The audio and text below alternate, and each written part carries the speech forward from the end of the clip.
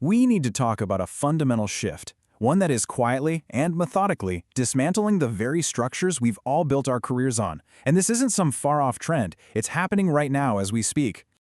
Look, for decades, the unspoken rule of corporate life was simple. Your title, your level, your spot on that org chart, that's what defined your power. It gave you the authority to make the call, to direct your team, to be the person people listen to. It was everything. But here's the thing. A new kind of authority is emerging. It's not human. It's computational, it's data-driven, and it could not care less about your title. It operates on a completely different plane of power. And no, this isn't some slow evolutionary change that you can see coming a mile away and adapt to over the next few years. This is a systemic replacement of functions. It's happening beneath the surface, rewiring the entire operating logic of your company from the inside out. Okay, let's stop right there. I want you to really think about this. A sales forecast, a marketing budget, maybe a supply chain adjustment.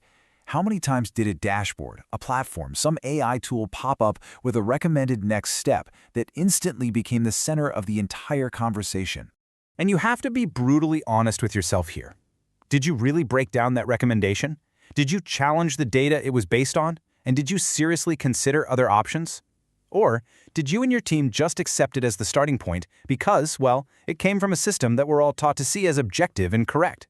Look, this isn't just me asking. Your answer to this, it shows exactly how deep this change already is in your day-to-day. So go on. What's your experience been? So what's really happening here? The key is that AI isn't just another tool. It's a whole new operating system for doing business. It's compressing the time and the space between seeing a problem and taking action. It's just removing the need for all those human handoffs that used to define middle management.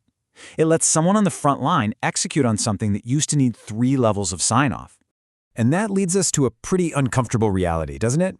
The value that your layer in the hierarchy used to provide, as a checkpoint, an interpreter, an approver, well, that might now be seen as just friction, a bottleneck that the system is actively learning to work around.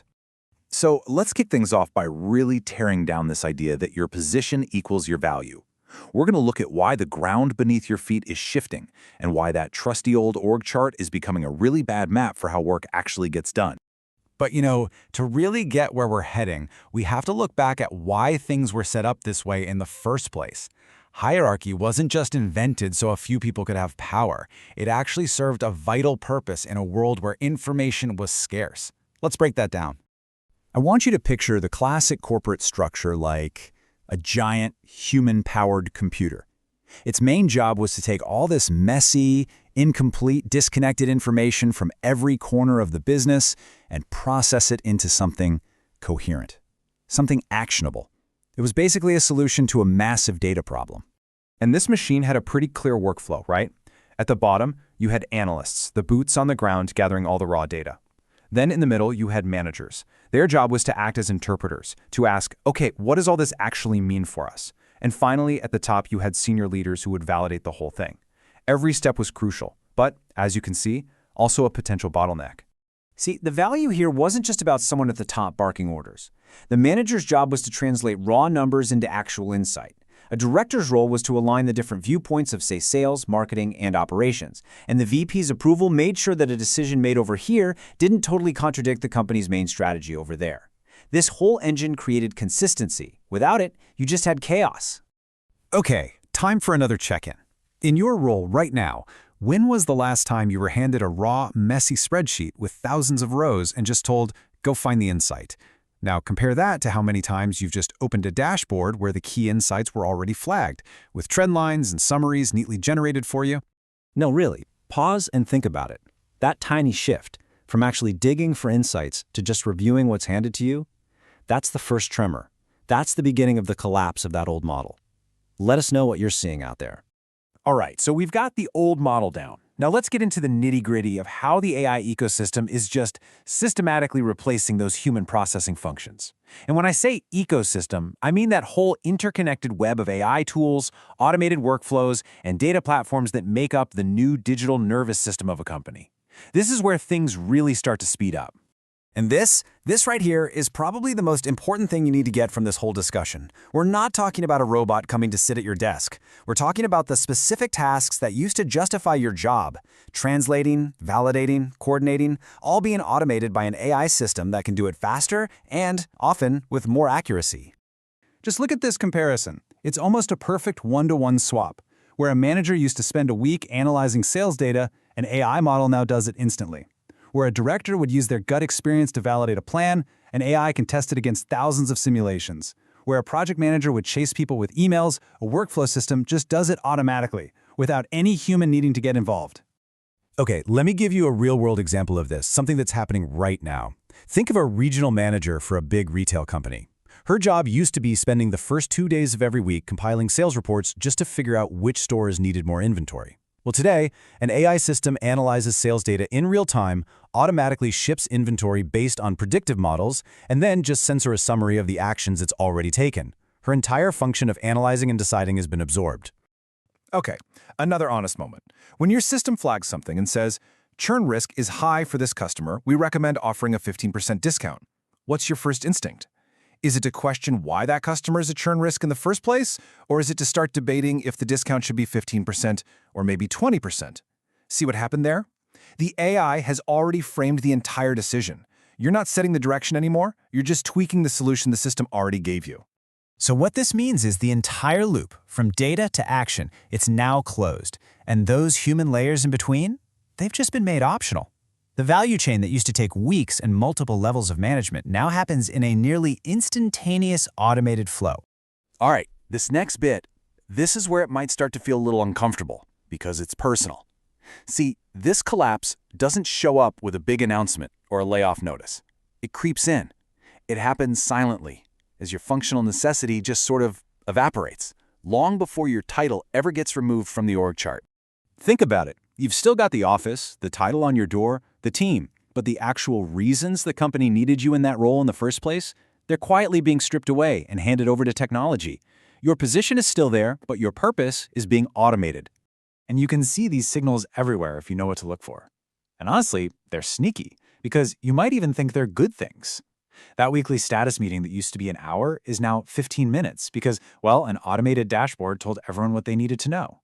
That monthly report that was 40 pages long is now a one-page AI summary, but somehow everyone understands the business better. These aren't just little efficiencies, they are the evidence of functional replacement. So this is the question that every single manager, every director, every VP needs to be wrestling with right now. If your junior analyst, armed with an AI co-pilot, can generate a strategic insight that's just as good, or maybe even better than yours, and the system allows them to act on it immediately without your approval, then what is the purpose of your position in that chain? Are you a guide, or are you just a gate? I want you to pause. Just stop. Think about your last work week. How much of your time was spent on true, original, strategic thought? Charting a new course when things were ambiguous. And how much of it was spent just reviewing work that an AI had already pretty much finished, and you just added a "looks good to me" before sending it on? That balance between those two things, that's the real measure of how necessary you are right now. And this is the quiet thought running through so many people's minds right now. It's that feeling of being in the room, but realizing that the core decisions are being shaped by data and models that everyone, not just you, can see. It's the feeling of slowly becoming a spectator in a process you used to lead. Okay, so we've spent a lot of time tearing things down. Let's shift gears and talk about the most important thing. What now? If the old model of value is collapsing, what does the new one look like? Where does leadership actually fit in when AI is doing all the processing?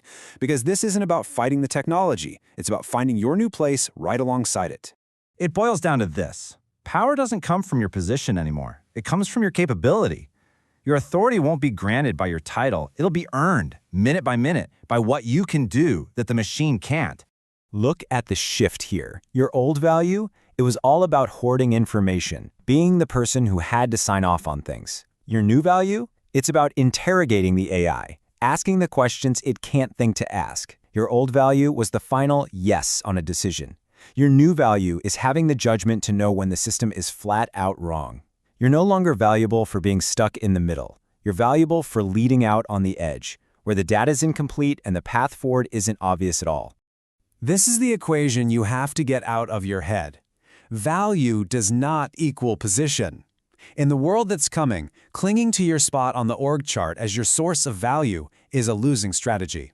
It's a fragile, temporary defense. This is the new formula. Value equals thinking plus judgment. Thinking is about asking those deeper questions. Not just what does the data say, but what data is missing? What bias is baked into this model? What are the long-term consequences of this automated decision? And judgment, well, that's the uniquely human part. It's the ability to blend context, ethics, and empathy into a decision, especially when the data is fuzzy. That is the new currency of power. So we're going to end with a really personal question for you. Right this second, is your position a shield protecting you, buying you time to build these new skills, or is it a cage, exposing just how dependent you are on an old way of working that is quickly disappearing? Pause on that. Reflect. Your honest answer to this question could literally define your career from this point forward. So what is it? Protected or exposed? Let us know. Because let's be crystal clear about this. This isn't some forecast about the future. It's happening.